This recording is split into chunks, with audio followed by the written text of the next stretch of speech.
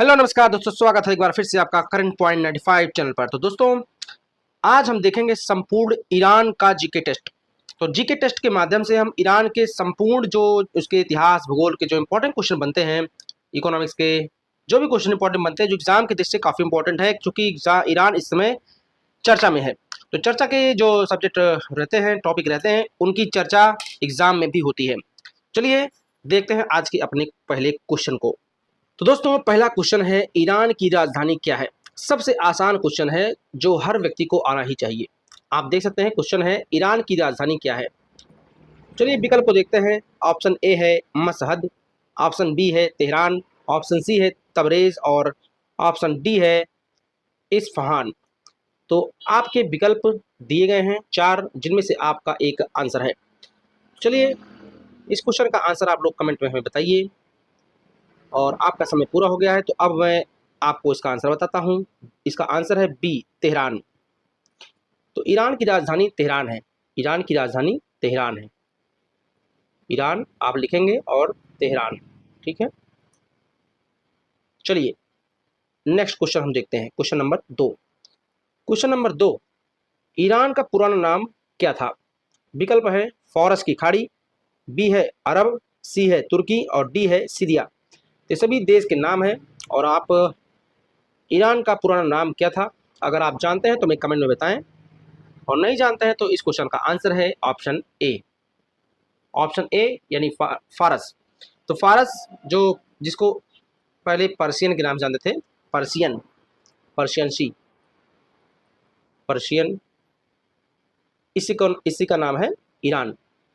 चलिए question number 3 को देखते हैं। क्वेश्चन नंबर 3 क्या कह रहा है, ईरान किस महाद्वीप में स्थित है। चलिए देखते हैं इसका विकल्प। आपने देखा भी, ईरान किस महाद्वीप में स्थित है। तो विकल्प है यूरोप, बी है एशिया, सी है अफ्रीका और डी है ऑस्ट्रेलिया।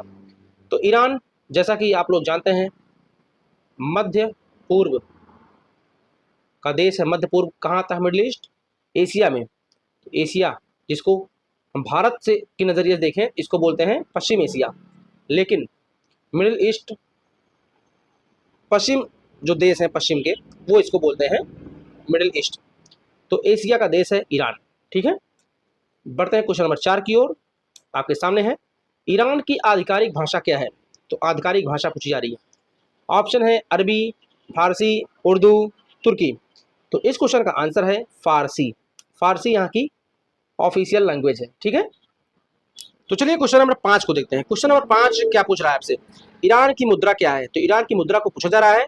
आप लोगों को अगर वीडियो अच्छा लग रहा हो तो प्लीज वीडियो को लाइक कर दें, और ऐसे ही अच्छे अच्छे वीडियो जो आपके एग्जाम में क्वेश्चन आने वाले हैं, इनमें से मैं बता रहा हूँ आपको, एक क्वेश्चन तो फिक्स है आपका, चाहे वो लेखपाल का एग्जाम हो, कोई भी एग्जाम हो आपका, यूपी उत्तर प्रदेश पेट का आने वाला एग्जाम जो है उसमें हो सकता है, या फिर ARO का एग्जाम है, इलाहाबाद हाईकोर्ट का एग्जाम का है, बिहार की जो शिक्षा जो टीचिंग की जो भर्ती आती है उसमें आ सकता है। तो जीएस का क्वेश्चन कहीं से भी आ सकता है, लेकिन ईरान जो चूंकि अभी करंट में है और इस टॉपिक को आपको समझना चाहिए, इंपॉर्टेंट क्वेश्चन जो बनते हैं वो आपको आनी चाहिए, ठीक है।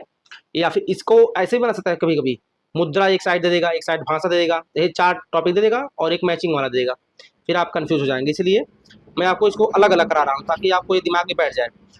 चलिए, तो ईरान की मुद्रा क्या है, दिरहम, दिनार, रियाल या फिर टका, ठीक है। तो इस क्वेश्चन का आपको हमको आंसर बताना है।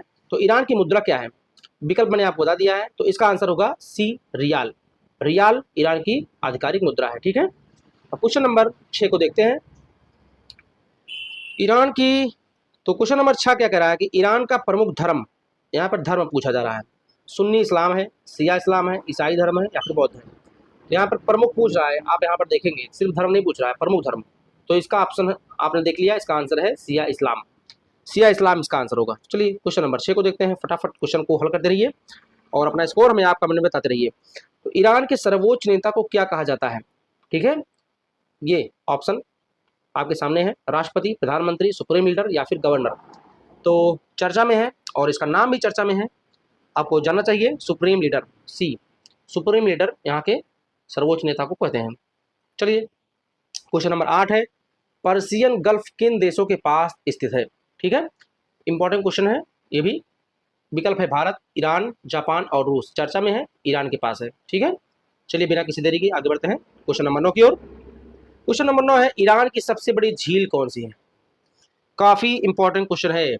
इसको आपको ईरान का जो जियोग्राफी का जो टॉपिक है उसमें से लिया गया है, ठीक है। तो कैस्पियन सागर ऑप्शन हम दिया गया है, उर्मिया झील दिया गया है, बैकाल झील और विक्टोरिया झील। आपको सभी झीलों के बारे में जानकारी होनी चाहिए, सब झीलें कहाँ पर है इनकी जानकारी आप जरूर कर लीजिए। और इस क्वेश्चन का आंसर होगा उर्मिया झील। उर्मिया झील ईरान की सबसे बड़ी झील है, ठीक है। चलिए क्वेश्चन नंबर 10 को देखते हैं। आज लगभग 15 क्वेश्चन रहे, तो ईरान के आपके इंपॉर्टेंट क्वेश्चन हो जाएंगे। उसके बाद में अमेरिका का इंपॉर्टेंट क्वेश्चन लेकर आऊँगा, क्योंकि अमेरिका, इजराइल और ईरान इनका तो त्रिकोण बन रहा है, इसमें से क्वेश्चन आने वाले हैं मुझे लगता है, क्योंकि मैंने भी काफ़ी एग्जाम दिया है तो मुझे इसका अंदाज़ा है। चलिए तो देखते हैं 1979 की क्रांति का ईरान पर क्या परिणाम आया, मतलब 1981 की ईरानी क्रांति का परिणाम क्या हुआ, ठीक है।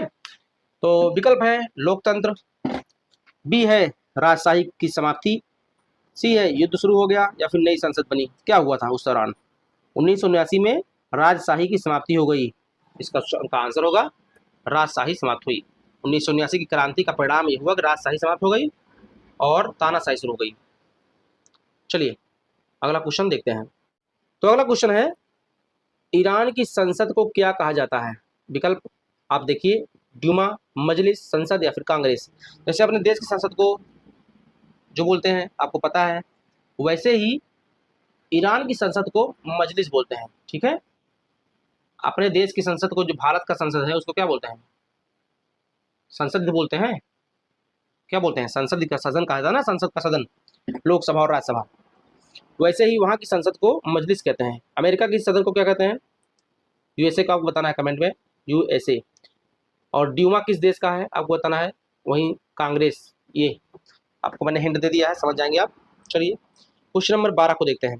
क्वेश्चन नंबर 12 है, ईरान का राष्ट्रीय खेल क्या है, कौन सा है, ठीक है। फुटबॉल, कुश्ती, क्रिकेट या फिर हॉकी। तो इस क्वेश्चन का आंसर होगा कुश्ती।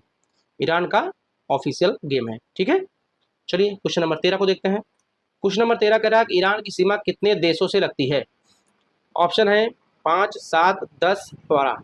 मोस्ट इंपॉर्टेंट क्वेश्चन है, मोस्ट इंपॉर्टेंट क्वेश्चन है, आपके एग्जाम में फिक्स क्वेश्चन है। तो ईरान की सीमा कुल 7 देशों से लगती है। तो चलिए क्वेश्चन नंबर 14 की ओर चलते हैं। क्वेश्चन नंबर 14 है, ईरान का राष्ट्रीय पशु कौन सा है?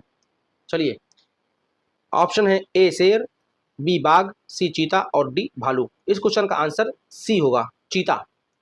चीता ईरान का राष्ट्रीय पशु है। हमने राष्ट्रीय क्या देखा? खेल देखा, वहाँ की भाषा देखी, धर्म देखा, बहुत सारे क्वेश्चन हमने हल किए।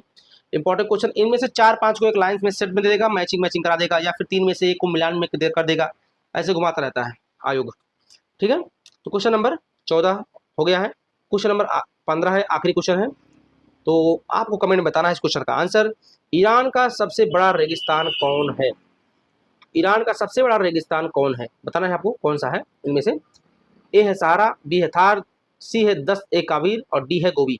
तो इस क्वेश्चन का आंसर आपको हमें कमेंट में बताना है, ठीक है। क्वेश्चन नंबर 15 आपका होमवर्क है, और आपको कमेंट में बताना है कि ईरान का सबसे बड़ा रेगिस्तान कौन सा है।